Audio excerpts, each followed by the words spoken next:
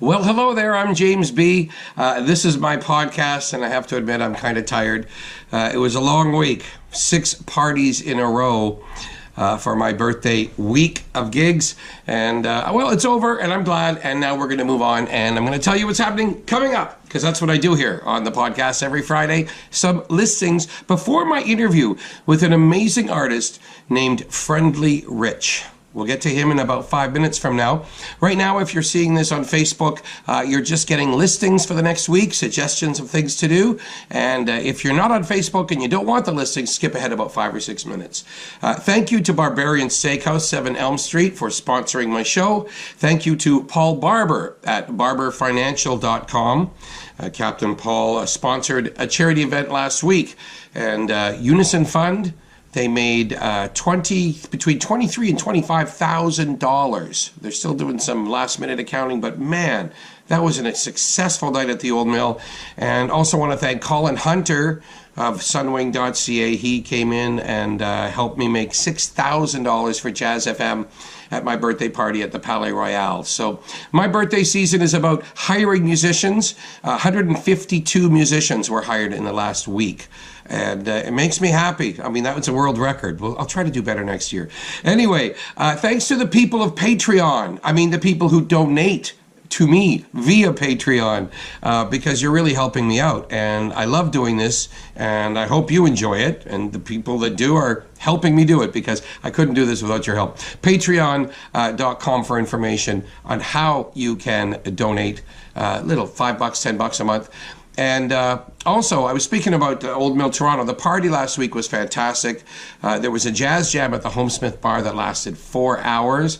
And the Homesmith Bar tomorrow night, something cool is happening, April 20th. Mark Kelso is performing with a really good band. Gord Sheard on the piano, Pat LaBarbera on sax, and Mike Downs on bass. So that'll be really cool. 7:30 to 10:30. oldmilltoronto.com. Click on Entertainment, and you'll see the Homesmith Bar info right there. Lula.ca, well, they always have an after-work party. It starts at 6:30. You go and have drinks. 7:30, maybe you're having dinner. There's a live band playing, then a DJ, then a band.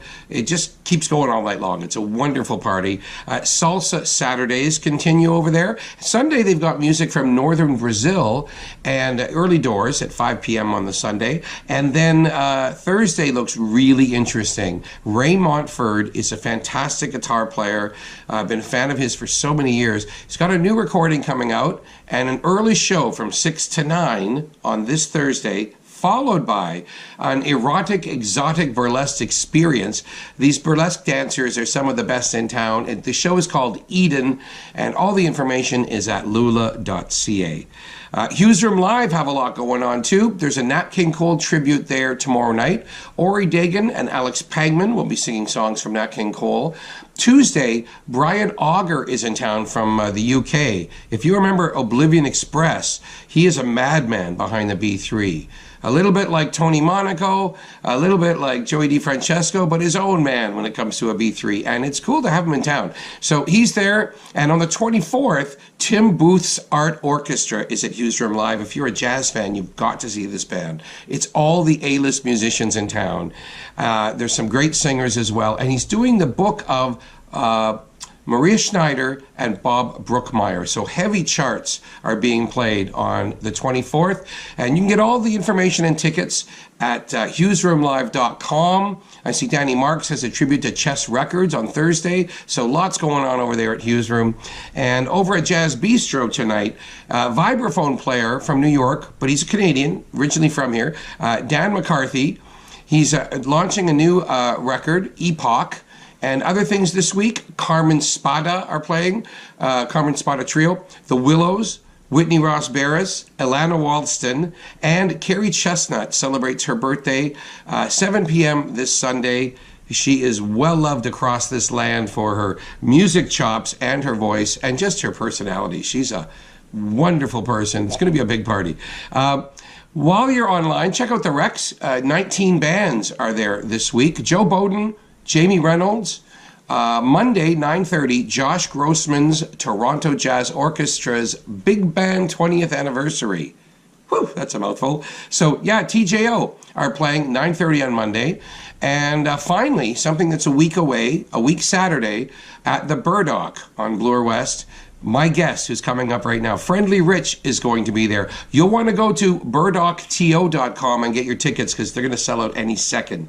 In fact, anyone watching this is probably going to be buying tickets halfway through it. His record, to call it a reimagining of Frank Sinatra's Only the Lonely, is a stretch. It's beyond reimagining. It really is something unique. It sounds weird on paper, but when you listen to it, it kind of makes sense. So, rather than me try to explain who this man is, let's go see Friendly Rich right now.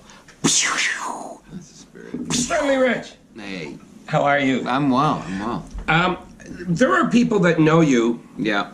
as a jazz or music educator, and there are people that know you as an artist.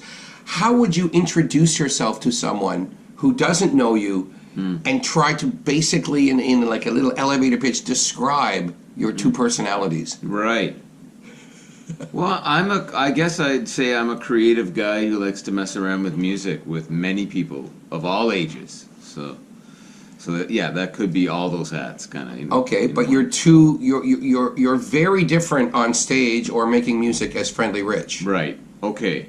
And I tailor, and I'm very good at tailoring to, I guess, my audience. Right. So if it's 2 a.m. at the Cameron House and I'm doing my thing there, I'll play to the three freaks that are there, right? And then if I'm in front of a group of kids, I'm gonna do my thing. It's still me. I'm still being true to myself, I think, in presenting a weird concept to young people, right? Right. But I know what safe looks like in that realm too, right? And I want to be a constructive influence on their lives. Right. So, And you really are. I mean, the amount of press coverage of you and what you do at the Regent Park School of Music is awesome. right on.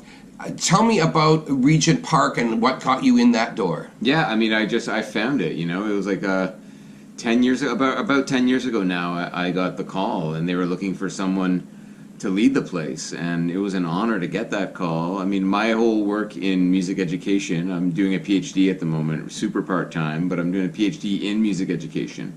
Wow. So it's dear to my heart, this that element of what I do. And so finding Regent Park School of Music, it was just, when it's a good fit, and I haven't looked back. It's just been all play, right? For like 9 years I've been doing that. Absolutely. Yeah. And you have a U of T, a master's already. Yeah. Musical instrument construction. Yeah, I like sound art and messing around with sound. It links back to that. Like, the Nihilist Spasm Band are a huge influence on me. If people don't know that band, they have to look them up immediately. Look them up, and I'm actually sharing a bill with them later this year at the Rivoli on July 4th. We're doing a Friendly Rich with the Nihilist Spasm Band. They let me join the band, and we make a racket with homemade instruments and other. Aren't they the first noise band? Yeah, I think they're probably the only noise band. No, yeah, but they were the first noise band, and they're from Canada. Yeah, and they're famous around the world with artists. Yeah, beautiful dudes. So that whole thing was an inspiration to me, and then bringing that into the classroom really blew up for me. It really felt like I wrote a book about it recently called How to Play Your World, and this whole world of messing around with sound and anything goes is kind of what I do in the classroom and on stage. Right? You're 700 kids doing the parade in Brampton, making your own instruments and making all the noise in the world. Right.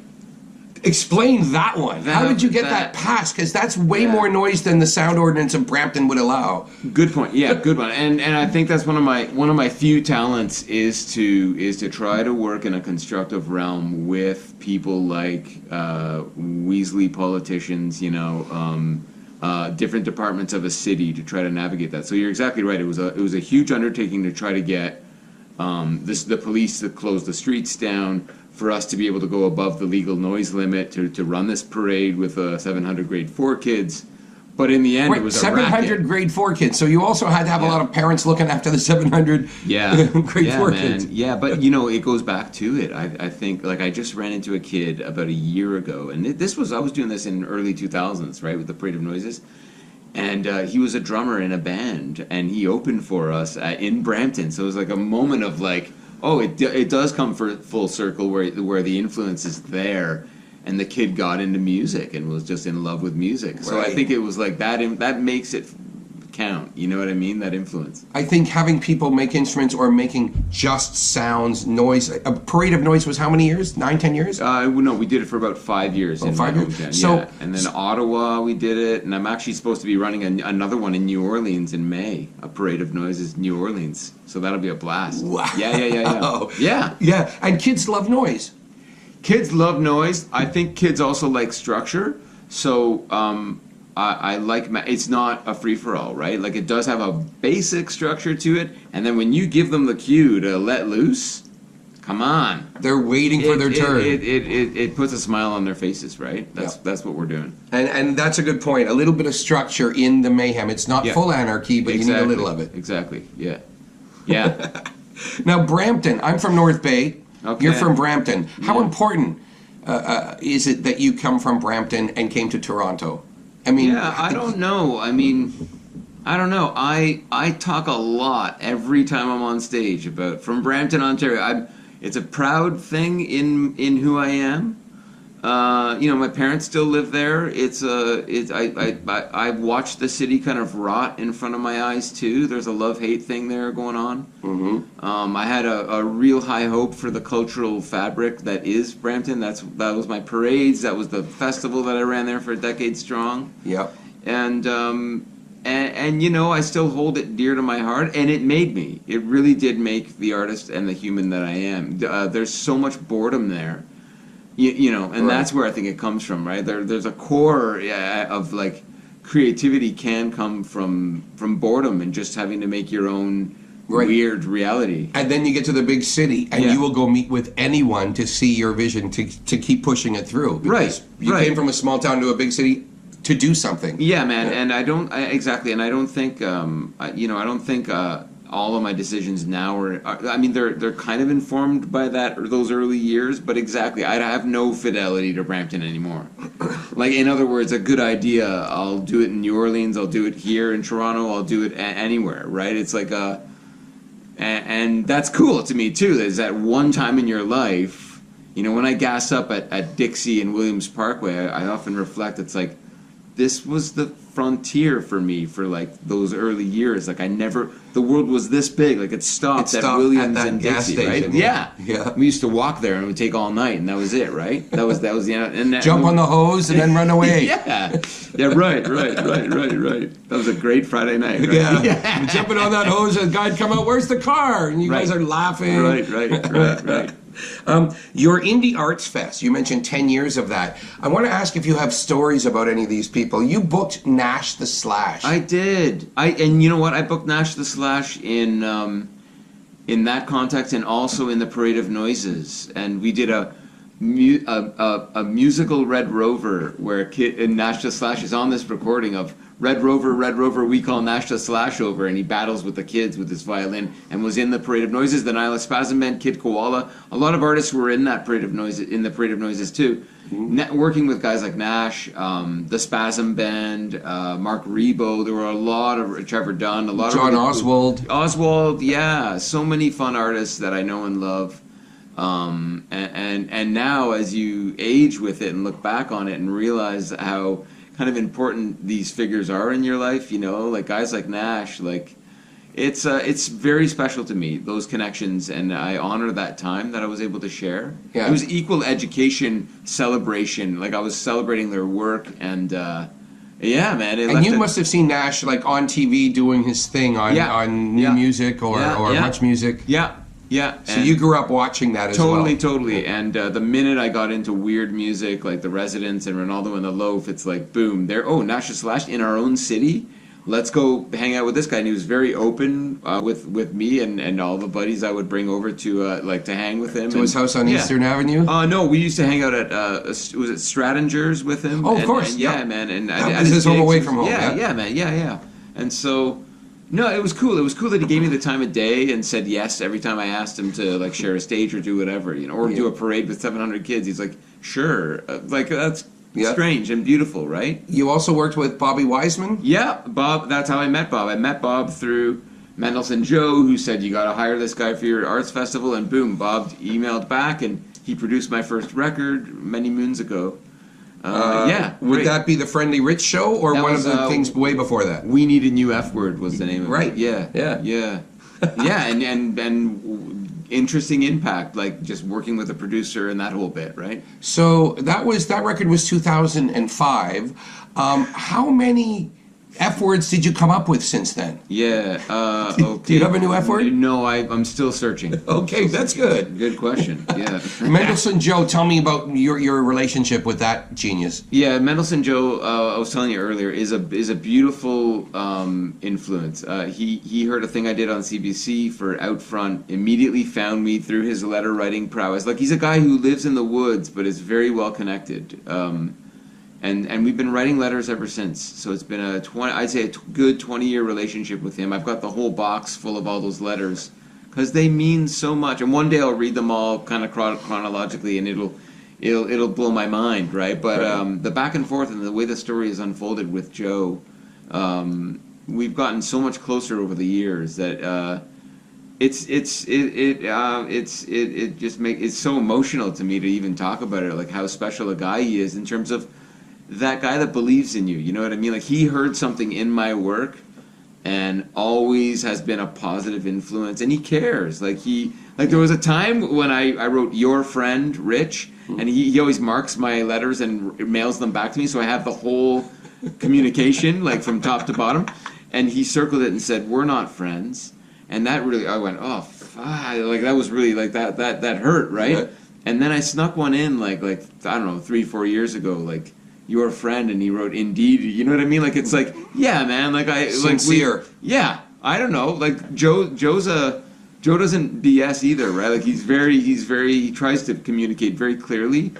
And so, but no, the relationship with Joe has gotten more important to me, especially I'd say in the last 5 years. He's just been there. He's Music, been there. painting, love of health, politics. He's busy. Yeah, and we get, you visit his place in the woods there in outside of Huntsville, and you read his walls with, good and evil on all the walls of all the people that he complains and celebrates about, and I don't know, he's just so special a guy. He's such a unique guy. I'm so thankful to have had him in my life for all these years. Yeah. And what about Tom Green? Now, you did the music for Tom Green's show and it was on MTV. Yeah, man. I could see you guys getting along. We do, and I love where his career has gone. I was worried about it when I was making music for his show on MTV. I was really worried that, like, how is this stuff going to age? I've loved just having seen his career just kind of unravel, and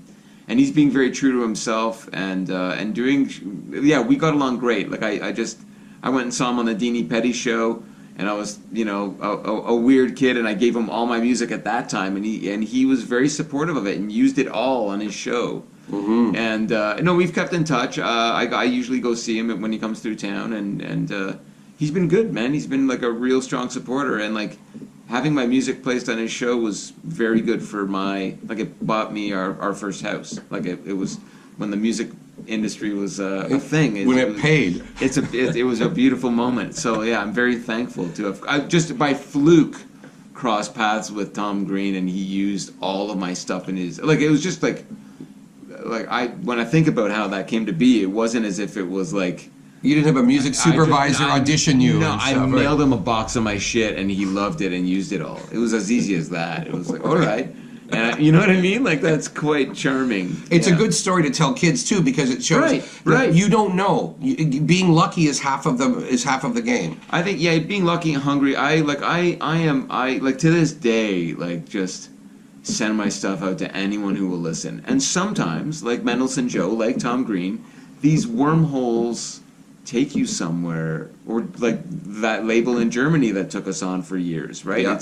It takes you places, right? And that's the beauty of it. I've been dying to ask you this, and it's probably in the wrong order of questions, but Sausage Samba. Ah, yeah. Tell us a little bit about the creation of Sausage Samba, and did you have to deal with the Roddenberry estate at all? Not at all. I mean, Smearballs is he's a beautiful artist, Nick Dembour, here in the city of Toronto, and he works kind of on the fringes. He did the same treatment after Sausage Samba to to The Shining and called it The Chickening. And that got him a lot of notoriety. And his work it's a new art form, right? It's very postmodern. And the satire bit and the new art that he has made with it kind of, I think, shirked the worry that the Star Trek folks like Captain Picard would be flying after us. So no, everything was done. It's a new piece of art. Sausage Samba. That video is got a lot of notice, which was cool, right? I mean, we toyed with two ideas for that song. One was that we were going to take Star Trek and fuck with it and put my mouth singing lyrics on Captain Picard's face is a great honor. But we also thought the idea would be fun to do the same thing for Lawrence Welk and take old footage of Lawrence Welk show and kind of fuck with it in a postmodern way. We didn't get around to that idea, but anyone who wants to, it's all ripe for a picking, I think. Right? That's for sure. So Sausage Samba, did that video, did that get other people to offer you gigs and other things happen? Sure. I think so. I think it really went well, as you can imagine, in Germany. The Germans love, if there's one thing, and they actually inspired that song. They love sausage. Yeah, I wrote that song. There's lines in that song that are inspired by touring through Germany and how they have regulated sausages and the whole bit. So they were not only part of the making of that tune, if you will, through their absurd culture, but also the celebrating of that song when we went back and toured it. How many times did you tour Germany? Oh God, it's been 7 or 8 times I've been there in the last decade. Yeah, it's a special place, man. And they've really latched onto my music over there, which is strange. And over there, and recently I've found in Quebec. Over the last 5 years, I've been spending a lot of time touring in Quebec. And go figure, the same thing. There's something about my music. You know what's really fun? When you see your music kind of fly with an audience. And I've seen that in Germany and Quebec in a beautiful way. And I pick up on it. I'm like, we should do more time here. This is right. Something cool is happening. When I first saw the Lollipop people, one of your biggest fans was Gary Top. Yeah, probably still is, right, Gary Top. Man. Yeah, that's how we kind of get to know each other. Gary Top said, you need to see this band. They're at Lula Lounge. It's a cabaret show. They're called the Lollipop People. Right. When I saw your band, it reminded me of my old band, Look People, but nothing about music, just about pushing the thing, the vibe and the stage show. Right. I could see how that would be. That's a European thing. Man, that means somehow that amount of vaudeville. That's a European thing. That means a lot because I never got to see the Look People live. I think, but it was always like my buddies and I were like with the Nash Slash thing, always revered what you were doing. So that's nice to hear that come full circle and go and that is how Gary Top is another one of those guys that's just like.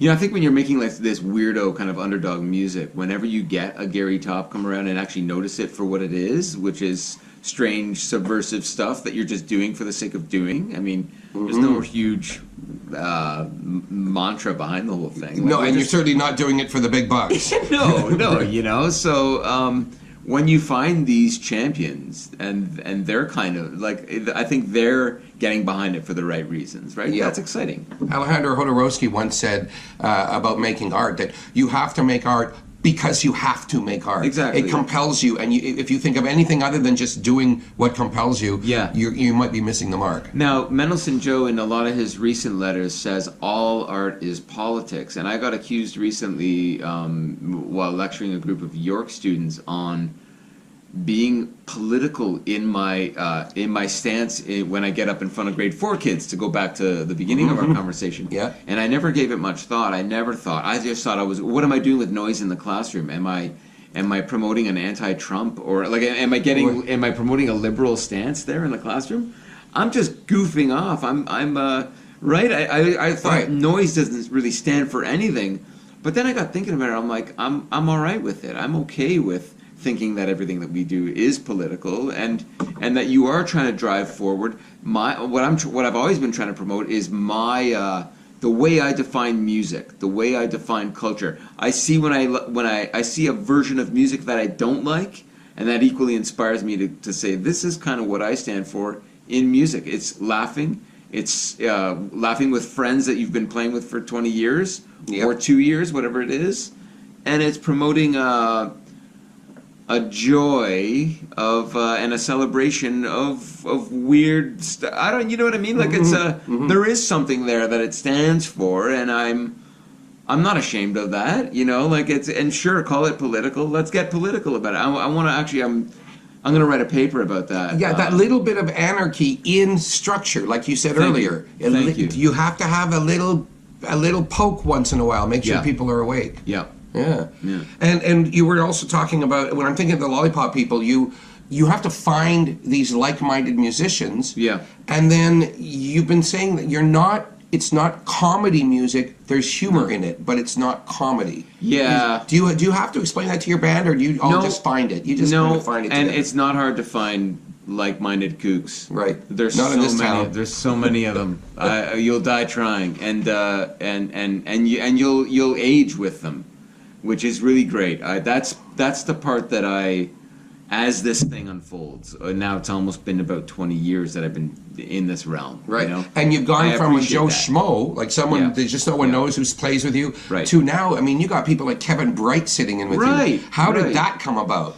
Hawksley Workman, another great supporter who noticed us at the back room of the Cameron House and called me the next day and said, "That wasn't shit," you know. And we became friends. And he one day I said, "Well, we should do a record together." We were talking about doing a record for years, and he finally said, "What if we did it with you, me, and Kevin?"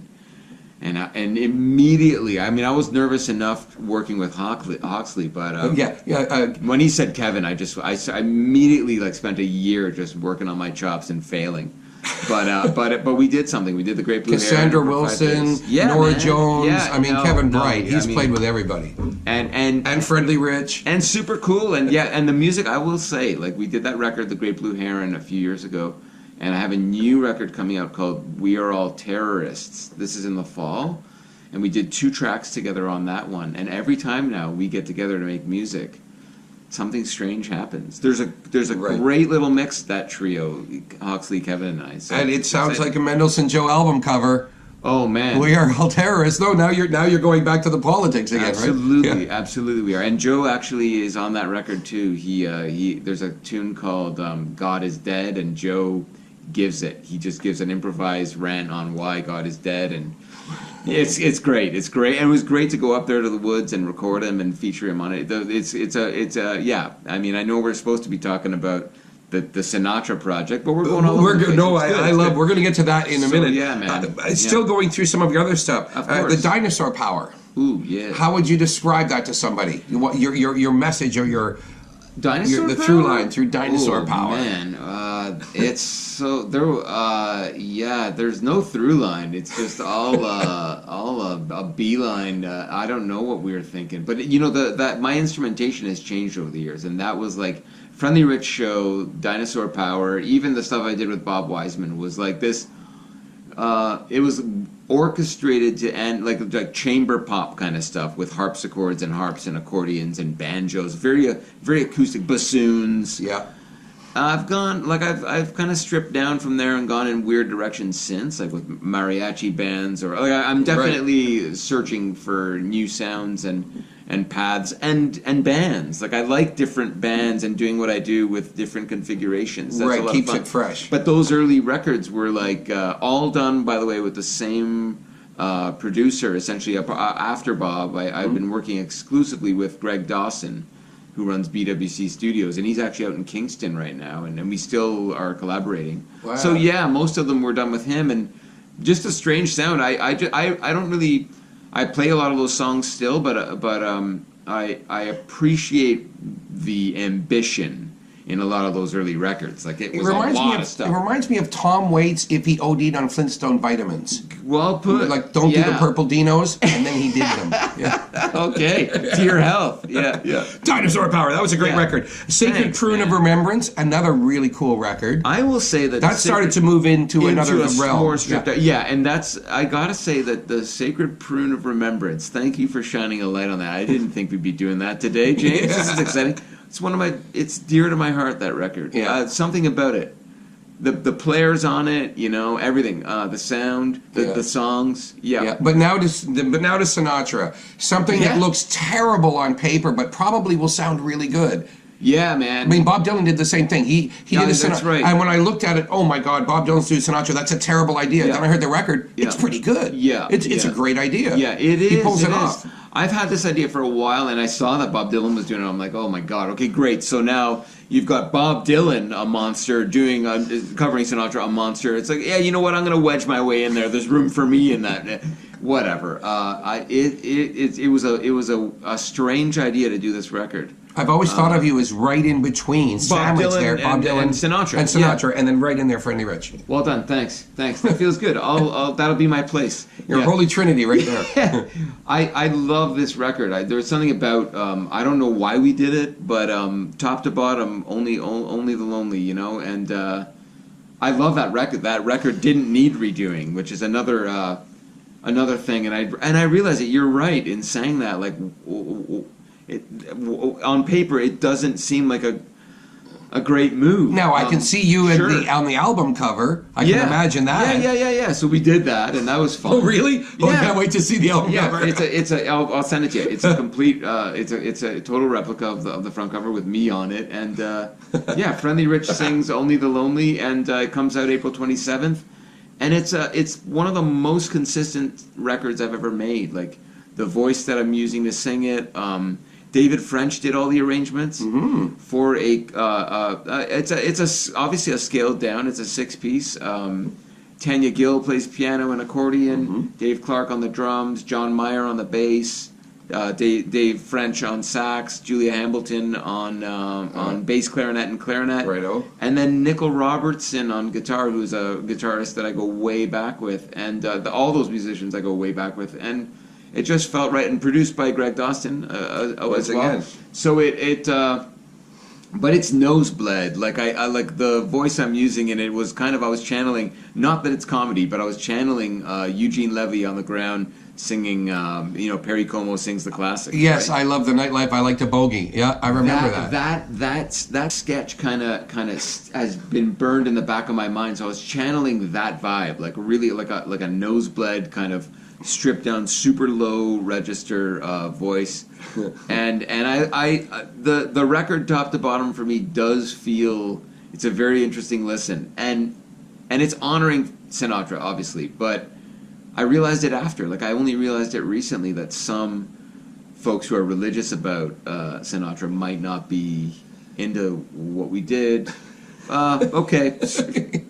Anyway, maybe not for them. But you'll find some. And exactly. It was one of his more conceptual albums. It was one of his albums that had more of a through line. I think more of a. Yeah, and between him and Riddle, they were going through some dark shit at that time, and it's actually it is a dark take on like it's a kind of my wife listens to it and gets scared. Like you got to turn that off. Like it is kind of a scary record, right? Like our version. Oh, yes. It as well. Like the original is kind of creepy, right? Yeah, kind of that Pagliacci album cover is creepy to start with. Right on. Yeah. Right on. Yeah, man. So it becomes a part of the body of work.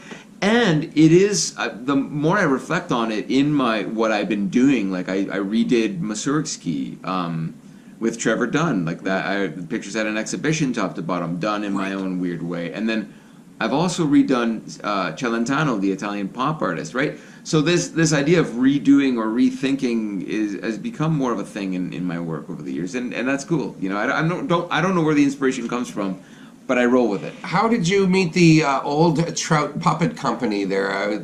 How did you find those guys? Or how did they find you? I love their work. Yeah, I don't know how we found each other. It's a thing, eh? It really is something. I'll need to think about how we connected, but we collaborated on a short puppet opera, a short film where I did the music and they made the film and the puppets based on it. And yeah, it was great. And that was I think that tune appears on Dinosaur Power as well. Right, and you have a lot of puppets and things like that in various shows in various ways forever, right? I'm working on a new thing, a solo show with mechanical organ and puppet. Puppets are, come on. I mean, they're the best. So I'm Friendly Rich because a friend of mine, like 20 some odd years ago, took my face and pasted it on the Friendly Giant's face and just wrote Friendly Rich.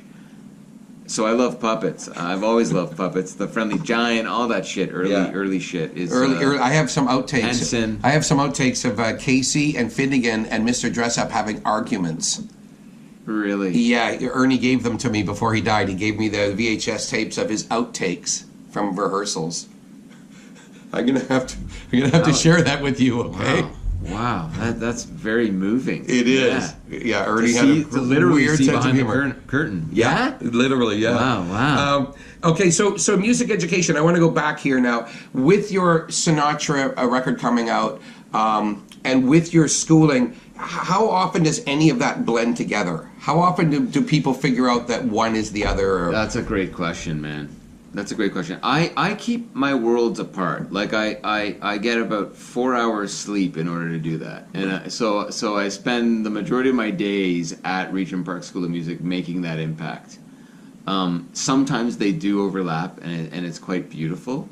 For example, I mean, many of the musicians I know and love. Like I've known some. The music community is all intertwined. Yeah. So a lot of them are faculty members at the school, and so they'll see me, they'll know me from both contexts, both worlds, and that works out nicely for collaborative projects, such as with David French and Broken Social Scene. We did a thing with our students a few years ago at Luminato, and that was beautiful.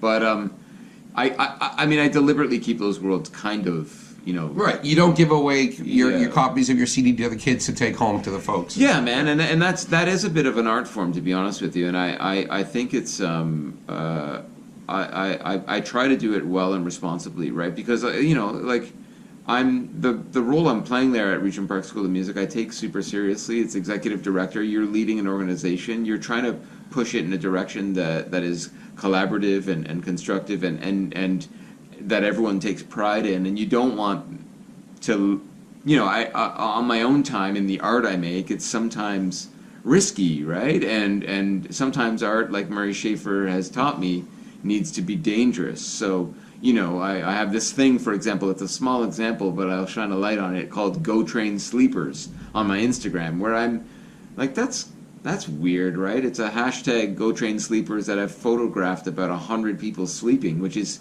an invasive kind of controversial thing that I don't even stand behind. Like I think it's actually, if someone did it to me, I would punch them in the face, right? I'm not a violent man, but I think that's what that art merits, right? So I'm making art. I do expect one day to get caught, mildly assaulted or get caught. Yeah, right. But like that's an example of like I wouldn't use when you come to talk about policy and social media. I'm doing stuff like that in that realm that's sometimes, I think, questionable. So I think I have to distinguish to say this is appropriate to share with a group of young people or faculty or anyone in that realm. Yep. And so, I think you speak different languages in your life to different groups of people. If you're addressing a city hall or a town hall or briefing the Prime Minister when I used to work in Ottawa, right? Like, you're going to wear a different hat than if, as I said earlier, if you're on stage late at night at the Cameron House and it's your own world and you're setting the stage in your own way that way, right? That's like right. it's I that's love the fun to me. Like I love the fact that you're bringing the joy of playing music, playing with music, because you have Regent Park now went from a couple dozen kids to over 1,000, right? Like it's grown so much in the last 15 years, or a little more, but it's gone so big. So you bring in. They still have real lessons and they're really learning to play, but you bring in an element that probably most schools don't do, which is sounds in general. Right on. I know, and I definitely value, including in my own work and the influence that I'm having there. There are over 80 faculty, and I really think, man, you're touching on something because it is the power of people, right, and ideas, and when governments, and let's get political for a second, start to compromise those two elements, the lack of ideas or people. Yep. Models like ours, like the one that we're trying to forge there, can suffer. And so I take that super seriously and value it to the end. That the school just turned 20 years old, and not a day goes by. Like it's stressful, right? When you think of 1,000 young people between the ages of 3 and 18 that we're helping find their voices and be the best humans that they can be in what we're doing at the school.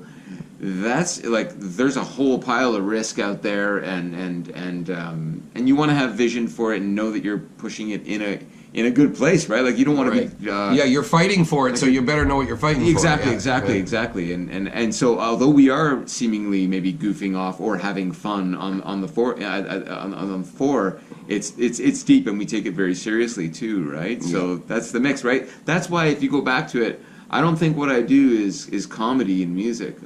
Someone offered me a stand-up spot recently. I actually just went, oh, for fuck. I mean, I was voted class clown, so I know people laugh usually. That's their reaction to me. Right? But it ain't so fucking funny. It ain't that funny, actually. It ain't that funny. So, I actually consider it I like to have fun and laugh, but... I saw you at the Electric Eclectic Festival. Gordon Monahan is another big fan of yours, and there's a sound installation type of artist that travels the world. I mean, that guy... What a beautiful dude. What an amazing life story he has. We've got to get him in here one of these days. You must. And I love his work. I loved his last piece that he did with Bill Coleman, The Dollhouse. That was a huge inspiration to me. And what he's done out there with the Funny Farm... I mean, it was like preparation for Germany. If I hadn't have played the Funny Farm, I might have freaked out when I played the Fusion Festival in Germany, right? Like, it's like, okay, this is like the Funny Farm, and I mean, he's got a long-standing, he's got some roots in Germany, right, in Berlin, absolutely. And great to gain his support too, right? Like, So you have a lot of these avant-garde artists who like what you're doing, and then you have all these children who are kind of. And it is a bit subversive, but in a a it's character building for kids to go, I'm going to take this bucket and I can make 8 different sounds out of a bucket. Murray Schafer, I mentioned him earlier, a huge influence on my work, and he's done both of these things. He's remained a composer in his own right, and he's also equally valued music education as part of who he is. And seeing, I think it's kind of like the Muppet Babies, man. The work I'm doing with all of anything goes in the classroom, right? So anything goes on stage in a way, like anything, like a lot of that slips in, right? It's just like I will sometimes rip my pants up on stage at the Guelph Jazz Festival. I'm not doing that in the classroom, right? I'm wise enough to know what where your audience is, how far, But so much of the experimentation goes, like, yes, a leaf blower is safe on stage and in the classroom, right? And recorders and whatever, anything goes.